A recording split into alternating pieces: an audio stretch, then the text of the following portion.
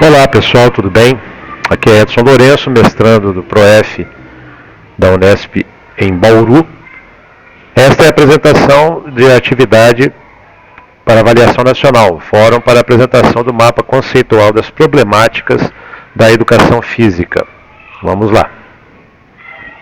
Eu organizei o trabalho, o nosso mapa conceitual, da seguinte forma. Vamos imaginar que a educação em si, o processo de educação amplo é um rio. A educação física é o nosso barco, por onde temos que navegar. E as temáticas que estão em vermelho são bloqueadores, são galhos que estão nesse rio, que nós temos que trabalhar para retirá-los ou utilizá-los de outra forma, mas fazer com que eles não deixem de ser bloqueadores, né? E os verdes, os itens que estão das janelinhas verdes, seriam os remos, que podemos utilizar para navegar por esse rio, fazer com que a educação física avance na direção certa. Ok? Tendo isso em mente, eu gostaria de colocar que as problemáticas estão no centro desse mapa conceitual, elas são pertinentes, né? E essas problemáticas elas são frutos de um processo histórico que está baseado na construção da própria sociedade. Elas não são frutos apenas de dentro da educação física, mas elas respondem a todo um macrosistema, onde você tem os efeitos, né, que são trazidos para dentro da prática da educação física, e ela reflete, reforça ou desconstrói determinadas problemáticas e temas.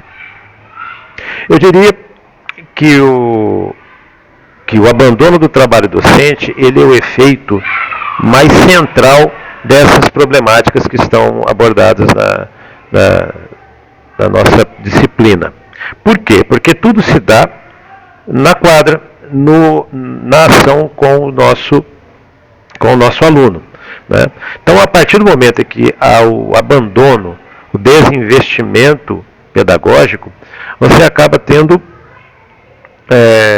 realmente o efeito mais deletério que se pode ter dessas problemáticas, quando elas não são tratadas ou quando elas não são utilizadas a nosso favor. Então, entendo que o grande foco é exatamente o abandono do trabalho docente.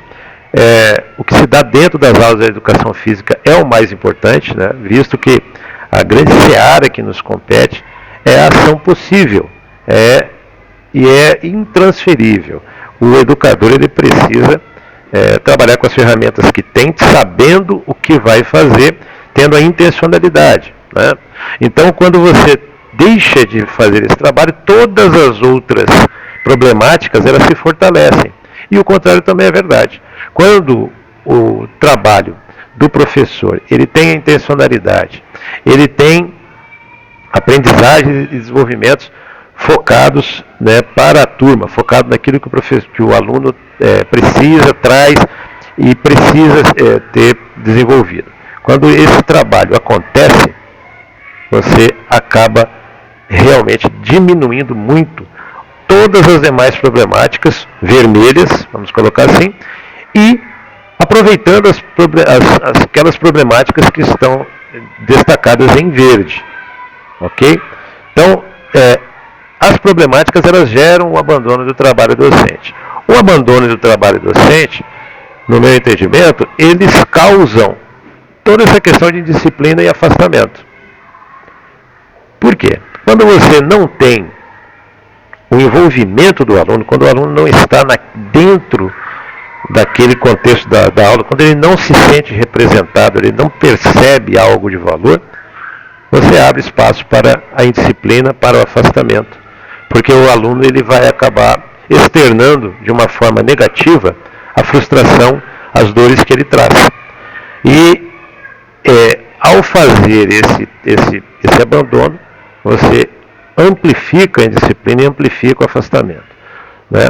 Freire, na Pedagogia da Autonomia, diz que o grande problema que se coloca ao educador ou educadora de opção prática é como trabalhar no sentido de fazer possível que a necessidade do limite seja assumida eticamente pela liberdade.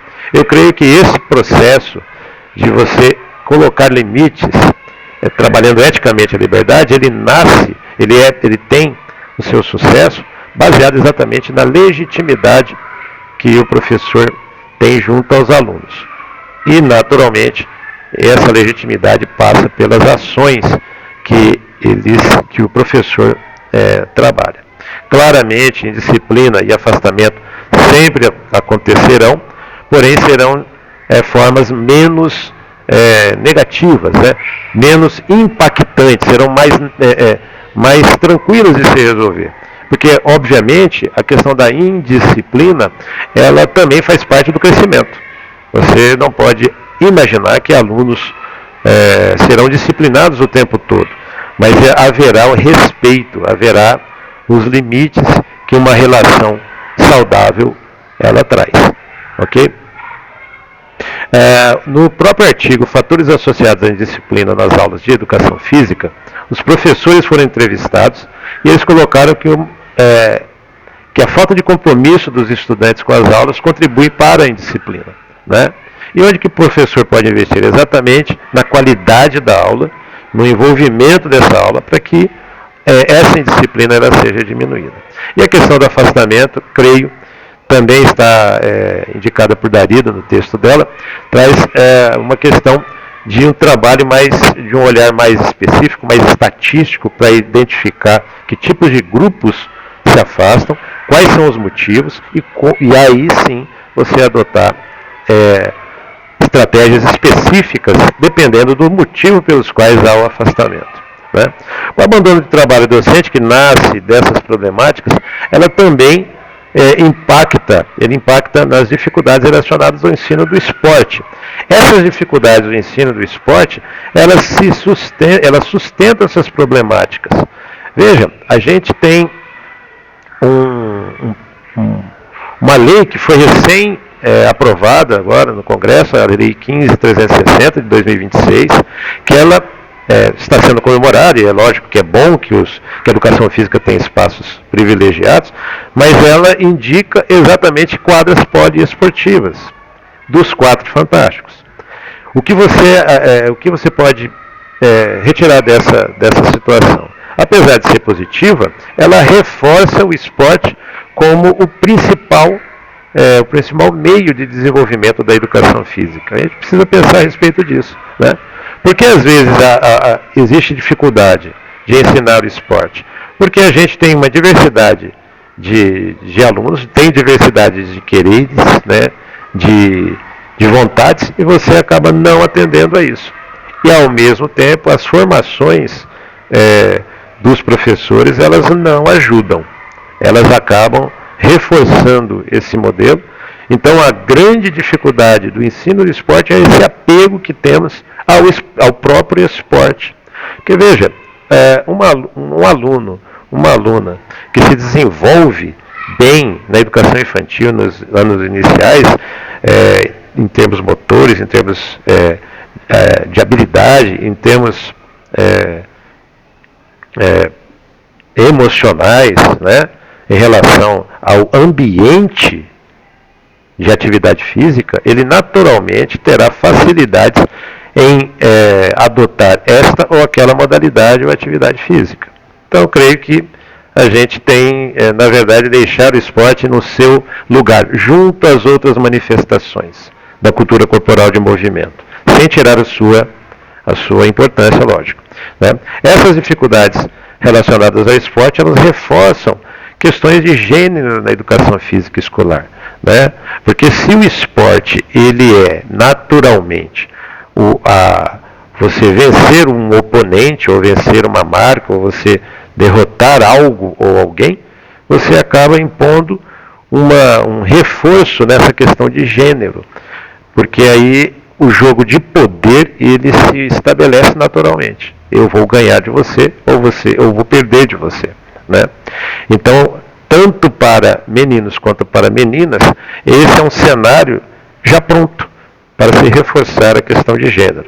Então, eu creio que essa questão de gênero ela vai ser trabalhada muito fortemente quando abandonarmos a exclusividade do próprio esporte, né? Não o esporte, mas abandonarmos a exclusividade e também darmos o empoderamento feminino que vai criar uma frente de oposição a essa cultura heteropatriarcal que vem de fora e embebeda toda a nossa sociedade.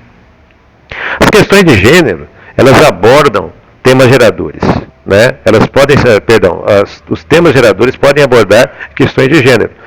E aqui a gente já entra nos remos, saímos dos bloqueadores e entramos nos remos para o nosso barco, que é a educação física. Os temas geradores, eles abordam questões de gênero e várias outras questões, né? E eles podem auxiliar na diminuição das problemáticas, visto que trazem estratégias. Eu creio que esses temas, adotar a lógica freiriana muito positiva, ela nos impõe um esforço bastante grande, porque a gente já precisa criar essa intencionalidade técnica, essa intencionalidade de abordagem da cultura corporal de movimento. E aí precisamos também trazer toda essa questão que o Freire traz, no sentido de a gente alcançar aquilo que é o possível dentro das condições que a gente tem, né? Sempre olhando para frente, sempre olhando através dos problemas, né? Então a gente precisa criar, abordar esses temas geradores de uma forma muito prática, para que todos os professores possam trazer um avanço nas suas aulas, trabalhando com os temas geradores e ajudando a criar todo um clima positivo para os próprios alunos, né? A relação teoria e prática, ela pode auxiliar na diminuição das problemáticas da educação física e elas são sustentadas pelos temas geradores, né? Essa relação teoria e prática, eu gostaria de olhar para ela de uma forma histórica, porque a gente tem, no começo dos anos 80, né, uma revisão da forma como a educação física é olhada, né? E no texto de Bracht, a educação física brasileira e a crise da década de 80, ele coloca o seguinte: uma das minhas hipóteses é de que o otimismo do segmento crítico do movimento renovador estava baseado no fato de que esta corrente pedagógica trata as dimensões ética e política da educação como uma questão epistemológica, ou seja, o tom, a tomada de consciência dos reais interesses e dos reais determinantes da educação desembocaria inevitavelmente numa assunção de posição a favor dos interesses revolucionários da maioria.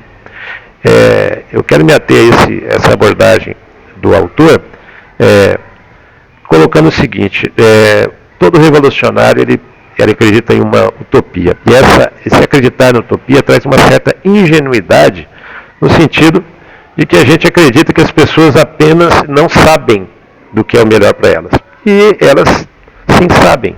As pessoas são inteligentes, elas entendem o que é melhor para elas.